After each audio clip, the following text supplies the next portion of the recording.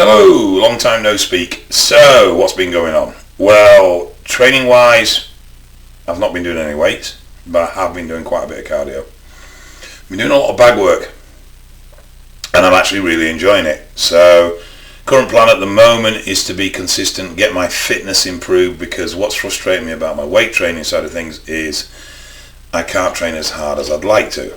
So, I decided to step back from that, get my fitness up, get a lot fitter, get a lot faster, and decided to give bag work a shot just as something different, because I'm not a fan of cardio. I fucking hate it, if I'm honest. Bores me fucking stupid. And I've really enjoyed the bag work. So last week was really good, 6 hard sessions. This week's been a bit shit, but that's because of work. So this week's a bit of a write-off, but I'll be back at it next week properly. Diet's pretty decent, more missing meals than eating shit, just with timing. I was filming a horror piece, or a horror film thing, on Sunday. Didn't get back home till about 4 in the morning Monday. So Monday was pretty written off then with paperwork, and then today I've been on army bases, and tomorrow I'm up in Scotland on army bases. Thursday's finishing off my paperwork, and then Friday and Saturday I'm filming again, and I won't get home till, well, basically I'm going to pull all night on Saturday night, so I'll be getting home 6-7 o'clock in the morning on Sunday. So it'll be a bit full this week. The horror thing is a project by October Films, and they're filming it for the Travel Channel. I believe it's only being aired in America, and it's looking at horror-based urban myths or legends. So the one I'm doing is they're looking into a character called the Pigman. I can't remember where he's from actually. And basically this is a butcher that apparently went and lived in the woods, got a bit mad, used to chop off pigs' heads and put them on stakes outside his property because the kids used to tease him and take the piss.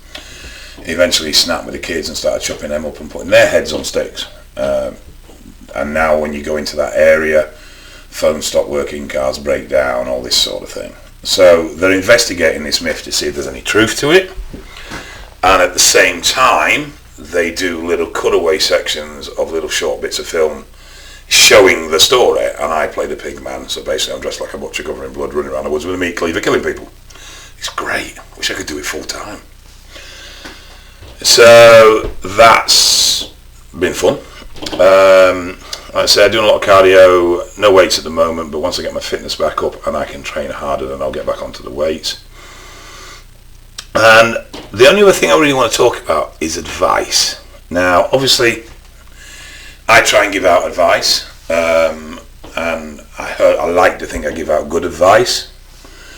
There are subject matters within this world that we work within that will always be contested, growth hormone, insulin being a big one, so there's always going to be disagreements, which is fine, fair enough, we're all adults. But I feel as long as you can support your advice with your reasoning, then it's worth listening to. But what I've seen a lot of lately is advice being thrown about, particularly on Facebook, and when asked why do it that way? What's the reasoning behind it? The usual answer is, well, it worked for me. Now, I'm sorry, that may well be true, and there may be something in what you're saying, but if someone is telling you that you should do something because it worked for them, and that there is their whole reasoning behind that advice, it wouldn't be advice I would take. If someone says use this supplement or use that supplement, and again, you ask why, and they can't give you the reasons as to why they work the way they do or what they do, then again, I would question whether that's viable advice.